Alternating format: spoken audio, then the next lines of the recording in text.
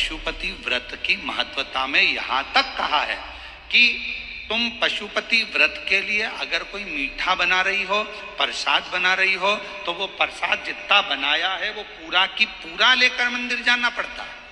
बोलो सही है कि गलत है? कढ़ैया में, भगोनी में जितना प्रसाद, हलवा बनाया, खीर बनाई, जितनी बनाई है सब लेकर जाओ, छोड़कर नहीं जा सकते। अगर आधा प्रसाद कढ़ैया में छोड़ दिया और आधा लेकर गए हो तो प्रसाद के 2 हिस्से हो गए।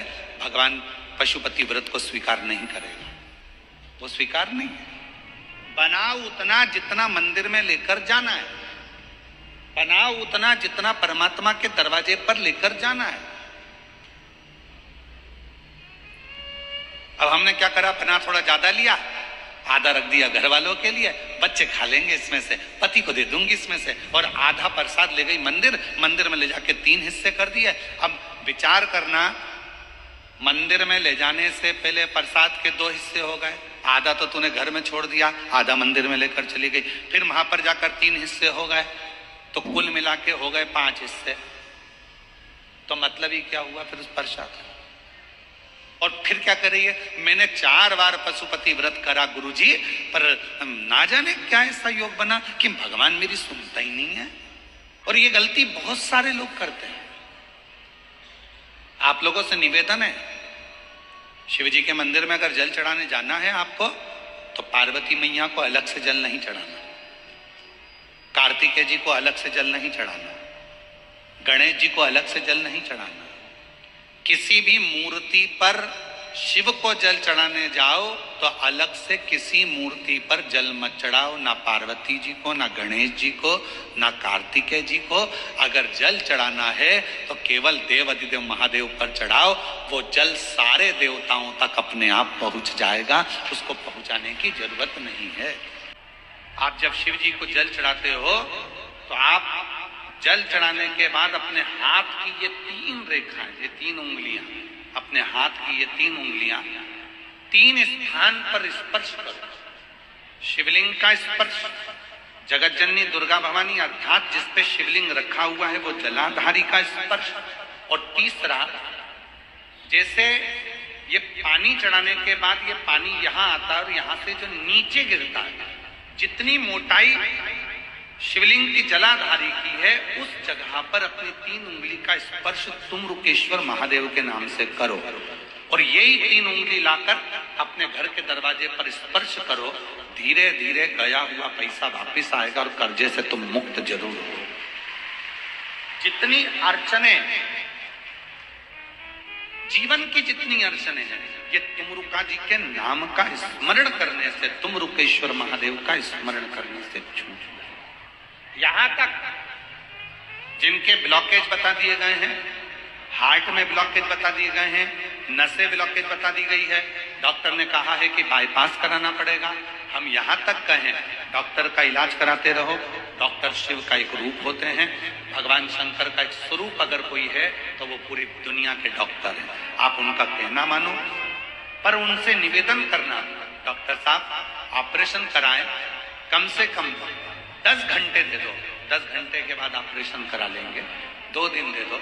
उस बीच में जाकर जल चढ़ाना तुम रुकेश्वर के नाम से, 7 बार एक ही लोटे का जल 7 बार तुम रुकेश्वर महादेव का नाम लेकर चढ़ाना, उसी जल को झेल कर लाना और तुम रुकेश्वर का नाम लेकर जिसकी नसें ब्लॉक है उस व्यक्ति के मुख में देना, और फिर 10 घंटे बाद डॉक्टर से कहना एक बार फिर जांच करो, धीरे धीरे नसें खुलना प्रारंभ हो जाती हैं तुम रुकेश्वर महादेव के नाम में। कई लोग दिए में दीप लगा देते हैं और कई लोग घाट पर ही दीप लगा देते हैं। नहीं है दिया लगाकर, दोना ले गए, पत्ता ले गए, कोई वस्तु ले गए, उस पर लगाकर। घाट पर जो दिया लगाया जाता है वो ज्यादा पुण्य फल पर देने वाला है कि गंगा जी में जो छोड़ते हो वो ज्यादा फल देने वाला है? बोलो जम, जो गंगा जी में छोड़ते हैं वो ज्यादा फल देता है। गंगा कौन? क्या बोलते हो? गंगा माँ।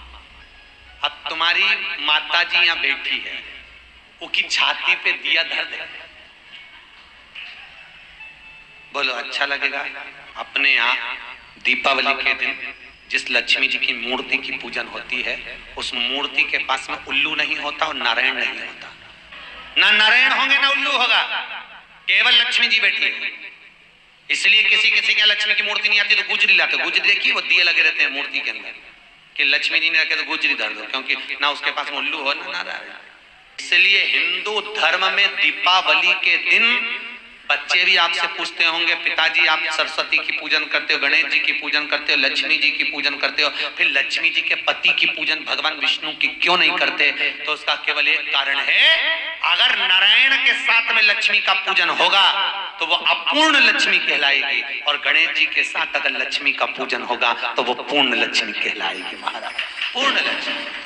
और हर व्यक्ति अपने घर में पूर्ण लक्ष्मी चाहता है, इसलिए दीपावली के दिन नारायण के साथ नहीं गणेश के साथ लक्ष्मी को पूजा जाता है। सरस्वती का पूजन इसलिए होता है क्योंकि सरस्वती लक्ष्मी को पार्वती क्या लेकर गई। तो हमारे यहाँ जो पाना मिलता है, देखा है तो फोटो जो मिलता है दीपावली पे, वो फोटो में लक्ष्मी और कौन कौन होता है, गणेश और सरस्वती, तीन। जब हम सूर्य नारायण भगवान को अर्घ देते हैं, जल चढ़ाते हैं, तो वो जल पृथ्वी पर जब गिरता है तो उसके छींटे हमारे शरीर पर लगते हैं, क्या वो ठीक है? जब हम सूर्य को अर्घ देते हैं, सूर्य को जल चढ़ाते हैं, वो पानी जब पृथ्वी पर गिरता है उसके छींटे हमारे शरीर पर लगते हैं, तो वो श्रेष्ठता का भाव निर्मित करते हैं, वो गलत नहीं हो सकता। कारण, अब सूर्य नारायण भगवान को आप जल चढ़ा रहे हो तो छींटे नहीं लगे, उसके लिए क्या स्टूल पे चढ़ के चढ़ाओगे कि कुर्सी पे चढ़ के चढ़ाओगे? अरे बोलो तो सही। अब कई लोगों के दिमाग में यह बात भरा गई कि हम भगवान को जल चढ़ाते हैं, वो हमारे शरीर में छींटे लगते हैं, जमीन पे से पानी गिरता है, वो हमारे शरीर को छींटे लगते हैं, भगवान को अच्छा नहीं लगता होगा। कौन ने कहा? पहले तो उसको पकड़ के ला। सूर्य नारायण भगवान को जब जल चढ़ाया जाता है, हाथ सिर से 8 इंच की दूरी पर होना चाहिए, 8 इंच ऊपर अपना हाथ होना चाहिए मस्तक से सूर्य को जल चढ़ाते समय। ना चांदी का, ना स्टील का, ना लोहे का, ना प्लास्टिक का, ना कांच का, ना सोने का कोई बर्तन, ना कांसे का, ना एल्युमिनियम का, ना पीतल का, केवल एक पात्र होना चाहिए, वो है तांबे का। काय का पात्र होना चाहिए? तांबे का पात्र। और सूर्य नारायण भगवान को जब 8 इंच ऊपर तुम्हारा हस्त है, और जब हम सूर्य को जल चढ़ा रहे हैं, कैसे जल चढ़ाना है वो भी समझ लीजिए। अगर कोई कैंसर का मरीज है, जिसके चेस्ट में कैंसर आ गया हो, लेफ्ट में, राइट में कहीं पर कैंसर आ गया हो, या कोई गठान आ गई हो, तो महाराज आप जल चढ़ाते समय उस जल की धार को सूर्य भगवान को जब चढ़ा रहे हो तो धार आपकी गठान की ओर जाना चाहिए, जिससे सूर्य की किरण उस जल में से आपके उस स्थान पर पड़े, उस जगह पर पड़े जहां पर गठान है। महाराज आप लगातार जल तो चढ़ाना चालू करो, अच्छे अच्छे डॉक्टर फेल हो जाएंगे और कह देंगे गठान ठीक हो गई। जो बच्चा बुद्धि से विकलांग हो, विद्या में कमजोर हो, परीक्षा हॉल में पेपर देते समय भूल जाता हो,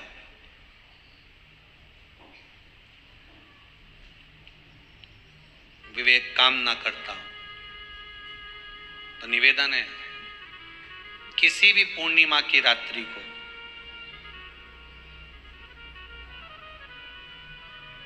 12 बजे गाय के, गौ माता देसी गाय के जो 4 थन होते हैं, उन 4 थन में से जो आगे के थन होते हैं, 2 पीछे की ओर होते हैं, 2 आगे की ओर होते हैं, तो जो आगे के 2 थन हैं उस थन का दूध निकलवा लिया जाए, और उस दूध का कोई भी मीठा पदार्थ बनाओ तो ठीक है, ना बनाओ तो उसी दूध में शक्कर मिलाकर पूर्णिमा की रात्रि को जो विवेक से कमजोर हो, बुद्धि से कमजोर हो, या याद करा हुआ सब भूल जाते हो, या आपके लिए भी है कोई चीज रखते हो भूल जाते हो, विवेक याद नहीं रहता, बुद्धि में इतना प्रबल बल नहीं आ पाता, याददाश्त कमजोर होती चली जा रही, तो किसी भी पूर्णिमा की रात्रि को 12 बजे गाय के आगे के 2 थन का दूध, उसमें कोई पदार्थ शक्कर गुड़ कुछ भी मिलाकर भगवान के चंद्रदेव की साक्षी में उसको पिला दिया जाए। महाराज बार बार पिलाने की जरूरत ही नहीं पड़ेगी, एक ही बार में काम कर जाएगा और विवेक पूर्ण तरह से कार्य कर जाएगा। देसी गाय के आगे के 2 थन का दूध बड़ा प्रबल होता है।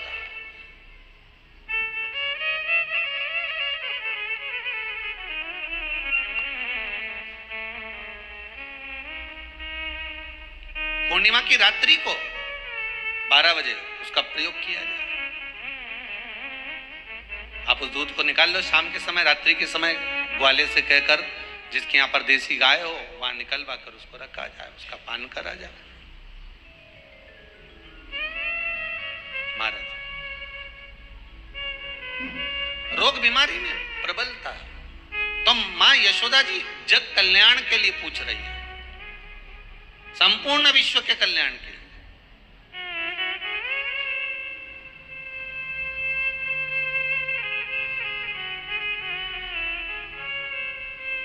अरे कितना सुंदर संवाद है। स्कंद पुराण में समुद्र मंथन की तिथि, नक्षत्र, घड़ी, पल सब कुछ लिखा हुआ है कि समुद्र मंथन के लिए देवताओं ने इंतजार करा था। कब? जब चंद्र का प्रभाव पूर्ण हो।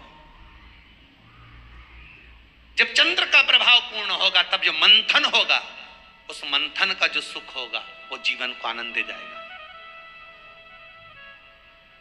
हो सकेगा तो कल की कथा में मंथन के लिए जो समय स्कंद पुराण में कहा गया कि ये समय में चंद्र प्रबल होगा, उस चंद्र की प्रबलता में मंथन का कार्य प्रारंभ करा जाए। देवता और राक्षस मिलकर मंथन करें। कल की कथा में वो पल, वो समय भी बताएंगे कि स्कंद पुराण में ये जगह पर ये चीज लिखी है। क्यों इंतजार कर रहे हैं कि चंद्र प्रबल हो तब हो? क्यों भीष्म पितामह इंतजार करते हैं कि सूर्य उत्तरायण हो तब जाऊं?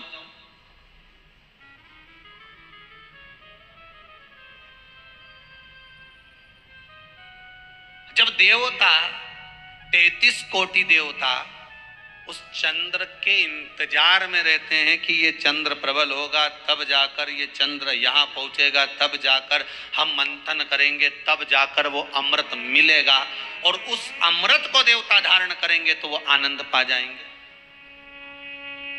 तो हम क्यों शरद पूर्णिमा छोड़ें? हम क्यों एक एक पूर्णिमा छोड़ें? एक एक पूर्णिमा के महत्व को जानिए। कोई पूर्णिमा साधारण नहीं है, कोई प्रदोष साधारण नहीं है, कोई शिवरात्रि साधारण नहीं है। 12 महीने शिवरात्रि पड़ती है, 12 महीने में प्रदोष पड़ते हैं, पर 12 महीने पड़ते हैं। हम उसका महत्व ही नहीं जान पाते।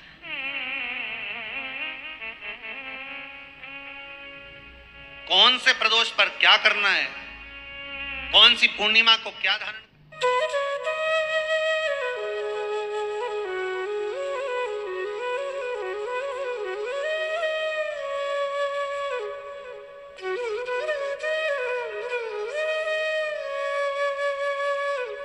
रुद्राक्ष भी अगर आप लेकर आ रहे हो उसको संभाल कर रखो। बन सके पानी का प्रयोग, अगर बीमार हो तो पानी का प्रयोग करो, ना हो तो बच्चों के गले में डाल दो, बड़ों के गले में डाल दो। लाल धागे में उस रुद्राक्ष को पहनना प्रारंभ करो। जैसे हो, कोई कहे कि हम हॉस्पिटल चले जाते हैं, कोई कहे हम मरे में चले जाते हैं, कोई कि हम इसमें चले जाते हैं, तो क्या रुद्राक्ष बदलना पड़ेगा? कुछ नहीं करना है। वो तुम्हारा पिता है और तुम उसकी औलाद हो। छोटा सा बच्चा गोदी में गंदगी कर देता है तो क्या माँ 25 बार नहाती है? इतनी माताएं बैठी हैं। छोटा सा बच्चा आपकी गोद में गंदगी कर देता है तो आप नहाते हो क्या? 25 बार नहाते हो क्या? बच्चे की गंदगी साफ करते हो तो 25 बार नहाते हो क्या? नहीं। माता पिता को बच्चे की गंदगी साफ करने के छुआछूत नहीं लगता। और मेरे महादेव को जो शमशान में रहने वाला है, उसकी औलाद तुम हो, तुमसे वो छुआछूत नहीं करता। बस तुम्हारे गले में रुद्राक्ष होना चाहिए। तुम्हारे गले में रुद्राक्ष हो, लाल धागे में डला हो, भगवत भजन के लिए अंत समय में कहीं विपदा की घड़ी आए, कहीं दुख की घड़ी आए, जब कष्ट की घड़ी आए और तुम्हारे पास अगर रुद्राक्ष है, उसको केवल हाथ में पकड़ना और दिल से इस हाथ को हृदय से टच करना, श्री शिवाय नमस्तुभ्यम। कहीं कितने भी जंगल में खड़े हो, उसको याद करना, मेरा महादेव तुम्हारे पास में खड़ा मिलेगा। वो शिव है, वो घड़ी है, वो साधारण नहीं, वो शिव है। तो रुद्राक्ष भी अगर आप लेकर आ रहे हो, उसको संभाल कर रखो, बन सके पानी का प्रयोग, अगर बीमार हो तो पानी का प्रयोग करो, ना हो तो बच्चों के गले में डाल दो, बड़ों के गले में डाल दो, लाल धागे में उस रुद्राक्ष को पहनना प्रारंभ करो। जैसे हो, कोई कहे कि हम हॉस्पिटल चले जाते हैं, कोई कहे हम मरे में चले जाते हैं, कोई कि हम इसमें चले जाते हैं, तो क्या रुद्राक्ष बदलना पड़ेगा? कुछ नहीं करना है। वो तुम्हारा पिता है और तुम उसकी औलाद हो। छोटा सा बच्चा गोदी में गंदगी कर देता है तो क्या माँ 25 बार नहाती है? इतनी माताएं बैठी हैं। छोटा सा बच्चा आपकी गोद में गंदगी कर देता है तो आप नहाते हो क्या? 25 बार नहाते हो क्या? बच्चे की गंदगी साफ करते हो तो 25 बार नहाते हो क्या? नहीं। माता पिता को बच्चे की गंदगी साफ करने के छुआछूत नहीं लगता, और मेरे महादेव को जो शमशान में रहने वाला है, उसकी औलाद तुम हो, तुमसे वो छुआछूत नहीं करता। बस तुम्हारे गले में रुद्राक्ष होना चाहिए। तुम्हारे गले में रुद्राक्ष हो, लाल धागे में डला हो, भगवत भजन के लिए। अंत समय में कहीं विपदा की घड़ी आए, कहीं दुख की घड़ी आए, जब कष्ट की घड़ी आए और तुम्हारे पास अगर रुद्राक्ष है, उसको केवल हाथ में पकड़ना और दिल से इस हाथ को हृदय से टच करना, श्री शिवाय नमस्तुभ्यम। कहीं कितने भी जंगल में खड़े हो, उसको याद करना, मेरा महादेव तुम्हारे पास में खड़ा मिलेगा। वो शिव है, वो घड़ी है, वो साधारण नहीं, वो शिव है। कई लोग दिए में दीप लगा देते हैं और कई लोग घाट पर ही दीप लगा देते हैं। नहीं है दिया लगा कर, दोना ले गए, पत्ता ले गए, कोई वस्तु ले गए, उस पर लगा कर। घाट पर जो दिया लगाया जाता है वो ज्यादा पुण्य फल पर देने वाला है कि गंगा जी में जो छोड़ते हो वो ज्यादा फल देने वाला है? बोलो जम। जो गंगा जी में छोड़ते हैं वो ज्यादा फल देता है। गंगा कौन? क्या बोलते हो? गंगा माँ। अब तुम्हारी माता जी यहाँ बैठी है, उसकी छाती पे दिया धर दे, बोलो अच्छा लगेगा?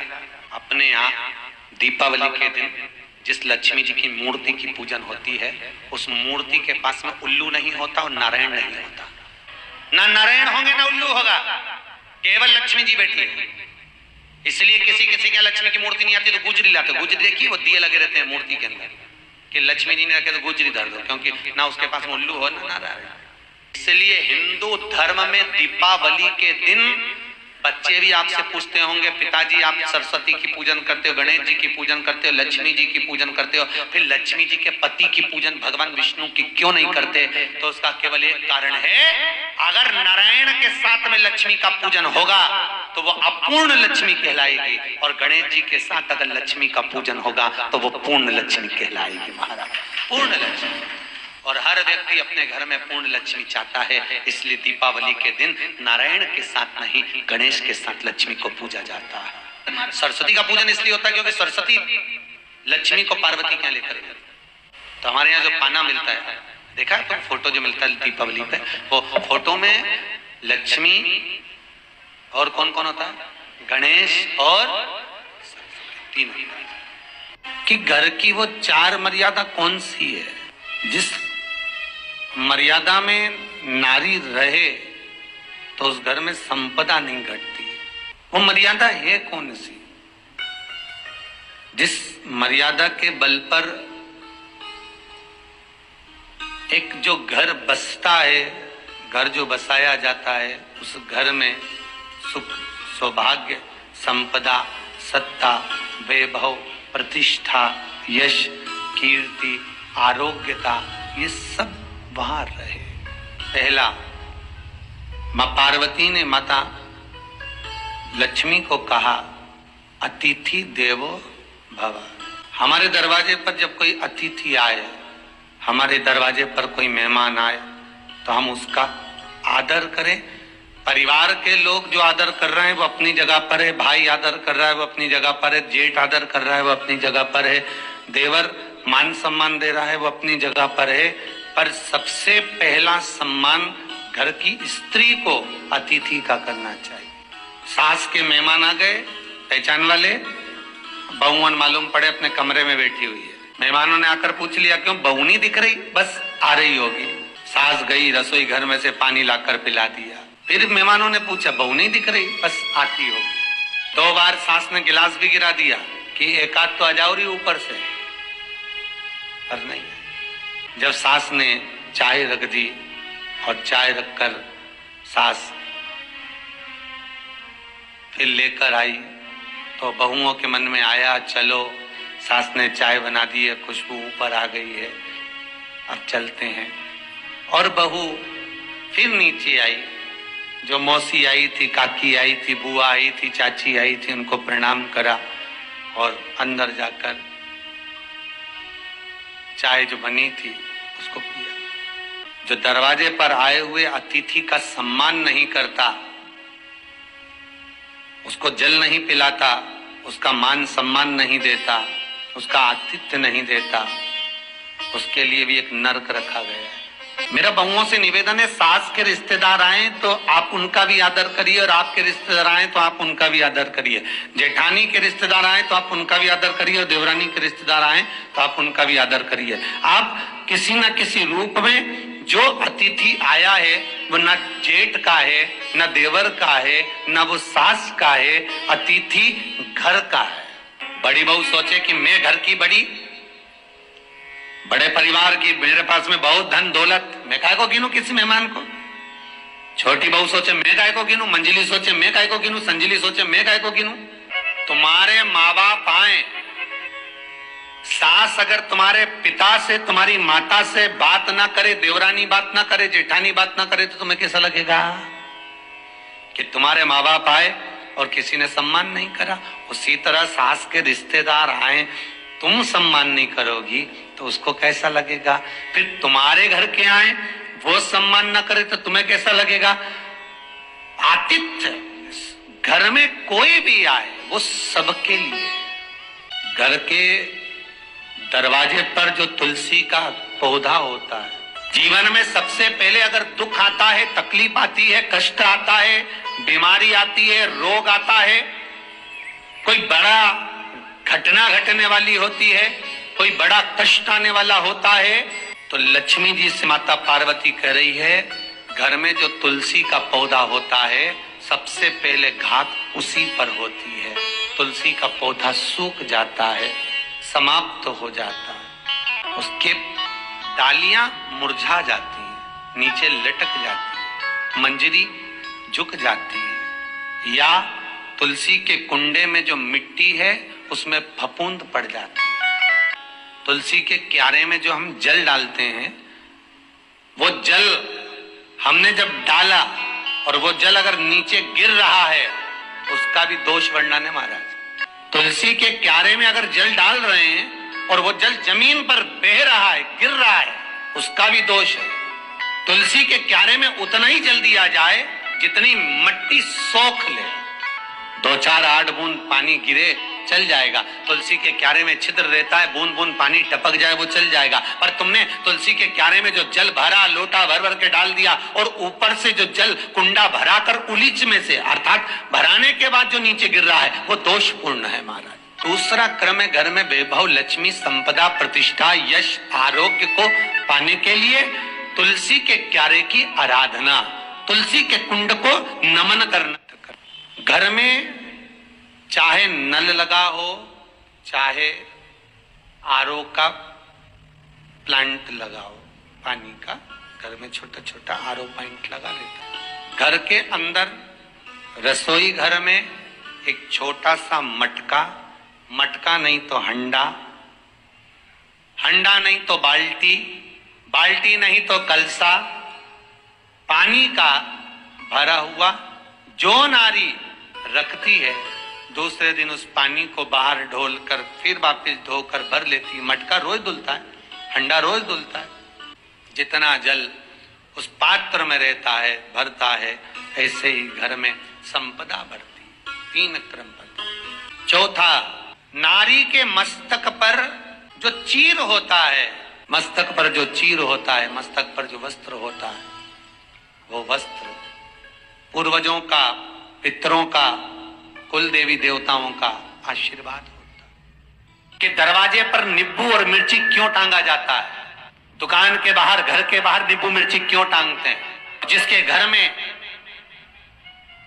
मिष्ठान रखा होगा, उसके घर में लक्ष्मी मीठा खाने के लिए अंदर प्रवेश कर जाती है।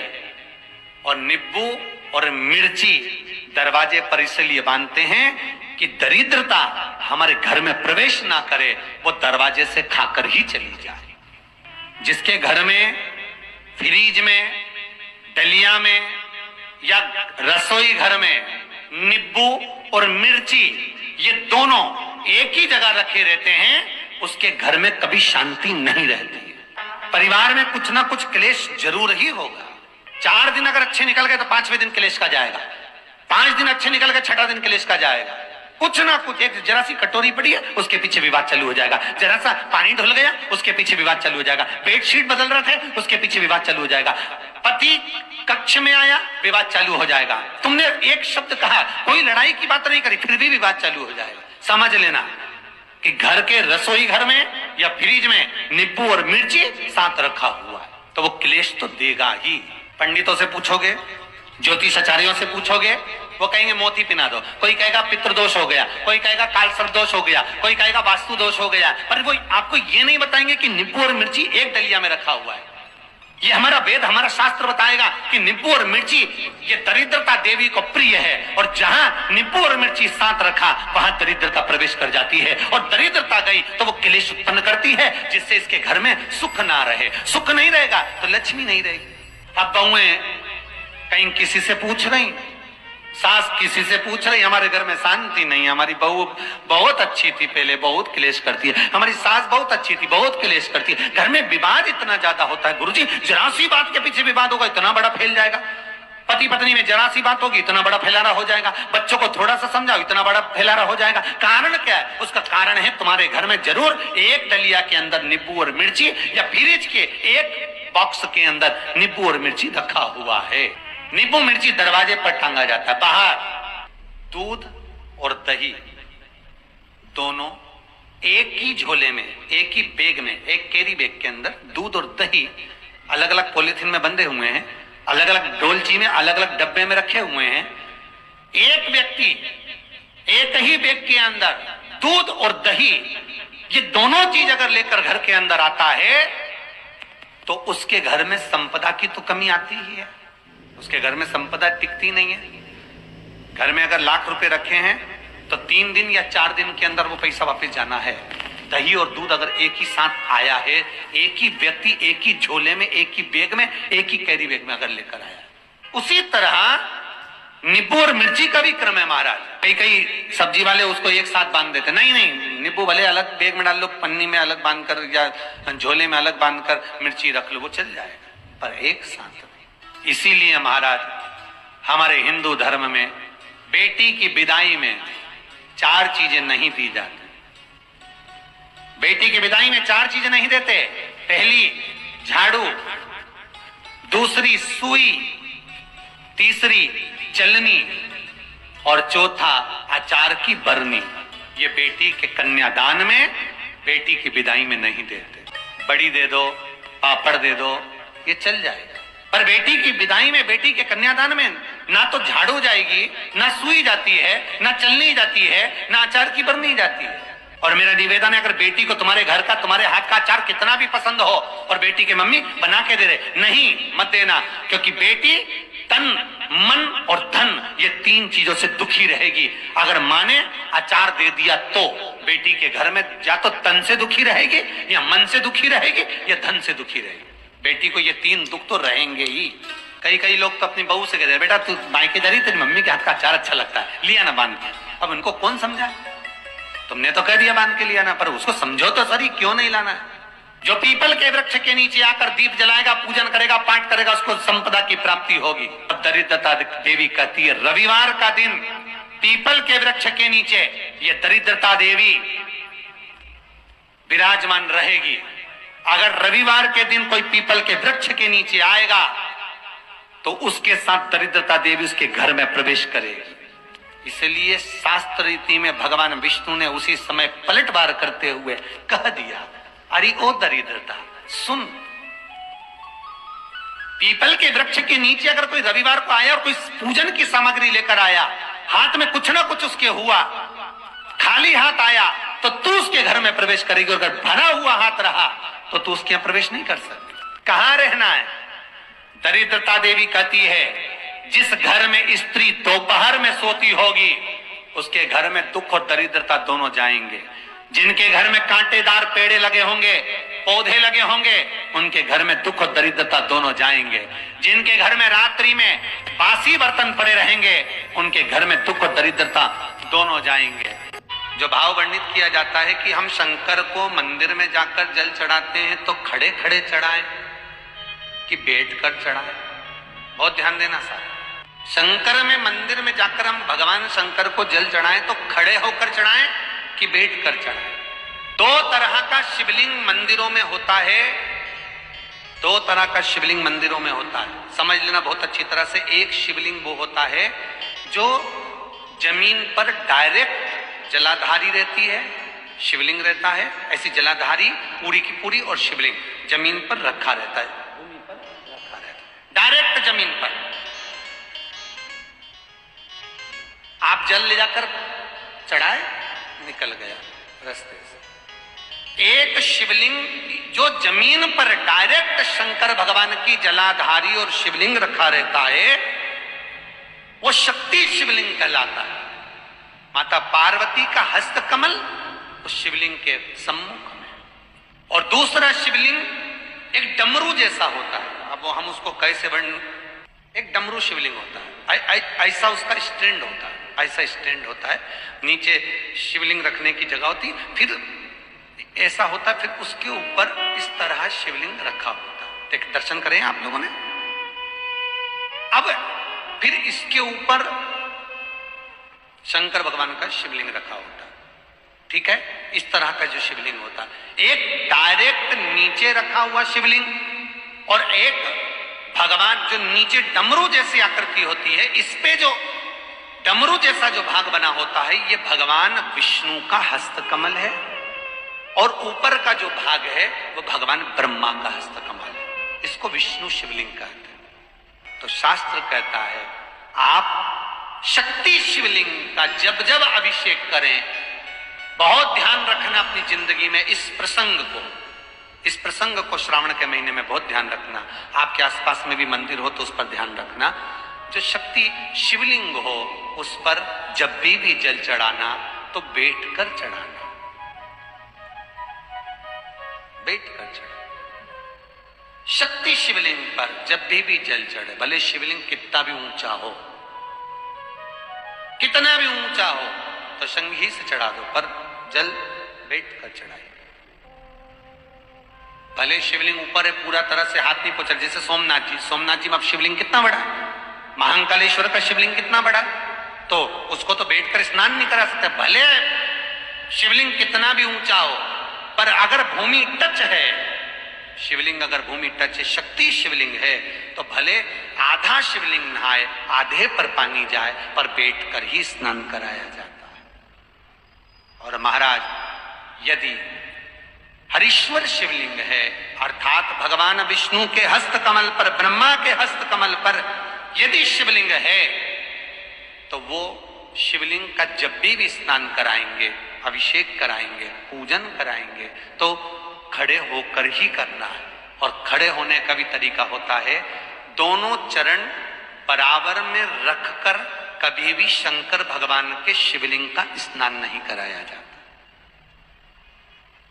महाराज दोनों चरण बराबर रखकर, अगर हरीश्वर शिवलिंग है, किसी मंदिर में शंकर को जल चढ़ाने के लिए आप गए हो और शंकर को जल चढ़ा रहे हो, तो हरीश्वर अगर शिवलिंग है तो दोनों पांव बराबर रखकर नहीं, एक सीधा चरण थोड़ा सा आगे रखिए और उल्टा चरण थोड़ा सा पीछे रखकर भगवान शंकर का जलाभिषेक करने पर लक्ष्मी जैसे अपने चरण रहते हैं, भगवान शंकर उसी तरह से लक्ष्मी को दौड़ाते हुए अपने घर में प्रवेश करा। लक्ष्मी भागती हुई, अगर जो पुष्टि मार्ग से जुड़े होंगे, जो भगवान ठाकुर जी की सेवा करते हैं, पुष्टि मार्ग से जुड़े हों, श्रीमद वल्लभाचार्य जी से, वल्लभ कुल बालकों से जिनका ब्रह्म संबंध हुआ है, ऐसे अगर जीव हैं, वैष्णव जीव हैं, तो वो दर्शन करते होंगे ठाकुर जी, यमुना जी और महाप्रभु जी का। तो कैसा दर्शन करेंगे? श्रीनाथ जी का दर्शन करेंगे तो दोनों पांव श्री जी बाबा के, मेरे ठाकुर जी के बराबर पर है, नाथ द्वारा वाले के, श्री जी बाबा के, गोवर्धन नाथ जी के दोनों पांव चरण बराबर। श्रीमद वल्लभाचार्य जी का दर्शन करेंगे तो दोनों चरण बराबर के फोटो में मिलेंगे।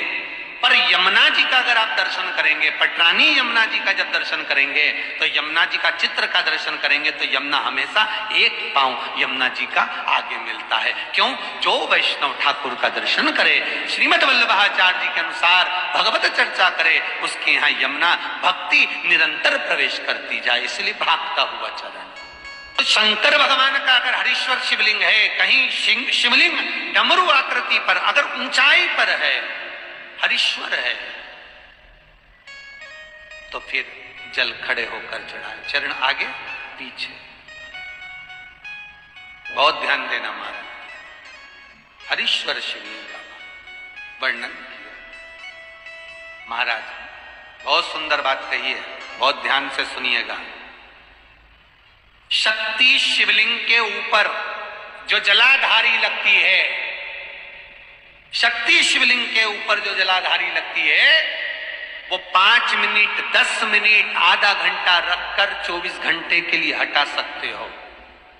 शक्ति शिवलिंग के ऊपर जो जलाधारी लगती है वो 15-20 मिनट रखकर, आधा घंटा रखकर आप हटा सकते हो। पर हरीश्वर शिवलिंग के ऊपर भगवान विष्णु के हस्त कमल पर जो शिवलिंग का निर्माण आपको भी वर्णन किया, अगर वो शिवलिंग है तो उस पर जलाधारी अगर लगी है तो कम से कम 5 घंटा, 8 घंटा तो जलाधारी को रखना पड़ेगा ही।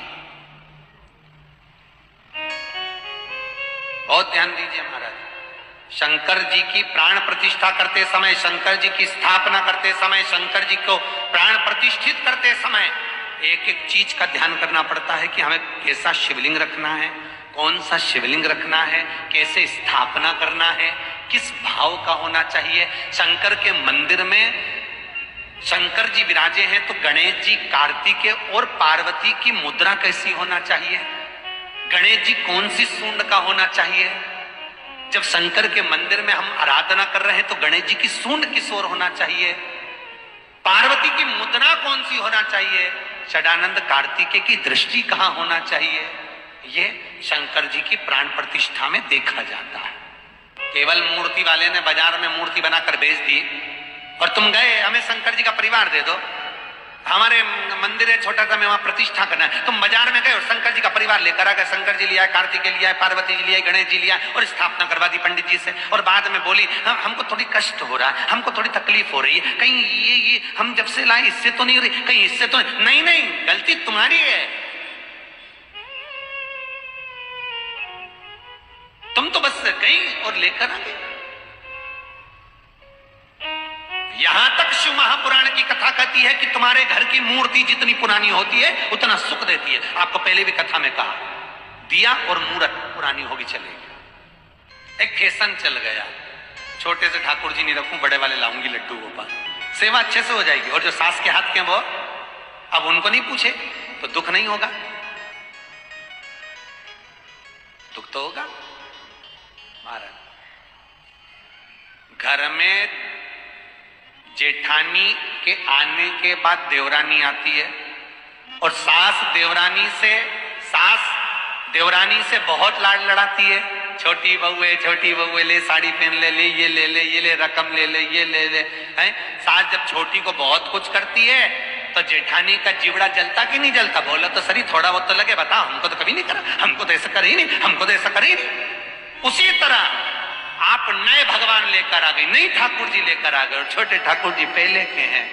भगवान को लगता है बताओ नए से लाड लड़ा रही, उसको वस्त्र पहना रही, आभूषण पहना रही, मुझे आभूषण तक नहीं, वस्त्र नहीं, जैसे हैं वैसे ही लुढ़क जाते हैं, कौन पहनाए? कोई ने कहा इनको क्यों नहीं पहनाती, छोटे हैं पहनाते नहीं बनता, भाव से पहनाओगे सब पहने। शिव महापुराण की कथा कहती है जितनी मूर्ति छोटी होती है, अंगुष्ठ के आकृति से जितनी मूर्ति छोटी होती चली जाती है, उतना सुख प्रदान करती। 12 ज्योतिर्लिंग के अगर आप दर्शन करेंगे तो कहीं पर भी आपको विष्णु शिवलिंग नहीं मिलेगा, केवल एक नागेश्वर को छोड़कर। कहां पर छोड़कर? जम के बोलिए, केवल एक नागेश्वर। नागेश्वर को छोड़कर बाकी के जितने 12 ज्योतिर्लिंग में शिवलिंग के दर्शन करोगे सब शक्ति शिवलिंग मिलेंगे, सब जमीन पर। लिंग पुराण में 7 गलतियां बताई है कंगाल होने की। ये गलती अगर आपने भी करी है तो जिंदगी में कितना भी पुण्य करोगे उसका फल नहीं है। आज की कथा को लिख कर रखना, शायद तुम्हारी जिंदगी संवर जाए। लिंग पुराण में 7 गलतियां बताई है व्यक्ति को बर्बाद होने की। पहली गलती है, उसमें से अगर आप स्वीकार कर रहे हैं ये गलती तो समझ लो कि गलती आपने करी है। गंगा जल तो बुलवाया टैंकर भरकर, 21,000 बेलपत्र भी समर्पित कर रहे हो, आप मंदिर के अंदर बैठ गए, दर्शन करने वाला आता रहा, किसी को अंदर प्रवेश नहीं दिया, आप गंगा जल चढ़ाते रहे, आप बेलपत्र चढ़ाते रहे, आप स्वयं पूजन करते रहे, और दूसरा व्यक्ति ना जाने किस भाव से किस रूप में आकर भगवान की सेवा करना चाहता था। पंडित जी ने आपके चक्कर में उसको जल नहीं चढ़ाने दिया, पंडित जी ने आपके चक्कर में उसको बेलपत्र नहीं चढ़ाने दिया। पहली गलती यह हो गई कि भगवान के भक्त को भगवान से दूर कर दिया गया। अब उठा लो श्रीमद् भागवत कथा। 2 देवताओं ने गलती करी थी। एक ब्रह्मा जी ने गलती करी थी कि गाय बछड़ों का हरण कर लिया था। 1 वर्ष होने में 1 दिन था तब ब्रह्मा जी ने गाय बछड़े वापस दिए थे। दूसरी गलती इंद्र ने करी थी, जल वृष्टि करी तब भगवान कृष्ण को गोवर्धन पर्वत उठाना पड़ा। दोनों देवताओं ने गलती करी, पर भगवान कृष्ण ने इंद्र को क्षमा कर दिया पर ब्रह्मा को क्षमा नहीं करा। क्यों नहीं करा? क्योंकि इंद्र को क्षमा इसलिए करा क्योंकि इंद्र ने जब जल वृष्टि करी तो सारे ब्रजवासियों को भगवान के चरणों में लाकर छोड़ दिया। सारे ब्रजवासी गोवर्धन पर्वत के नीचे आकर बैठ गए, भगवान के चरणों में आ गए। और ब्रह्मा ने जो गलती करी वो ऐसी गलती करी कि भगवान से गाय और बछड़ों को दूर कर दिया। जो भगवान से भगत को दूर कर दे उसको शंकर कभी क्षमा नहीं कर सकता। इसलिए बर्बादी का पहला कारण आप भक्त और भगवान में दूरी बना दी। दूसरा कारण, भगवान की जब पूजन कर रहे हो, 21,000 बेलपत्र चढ़ा रहे हो, गंगा का जल चढ़ा रहे हो, चंदन चढ़ा रहे हो,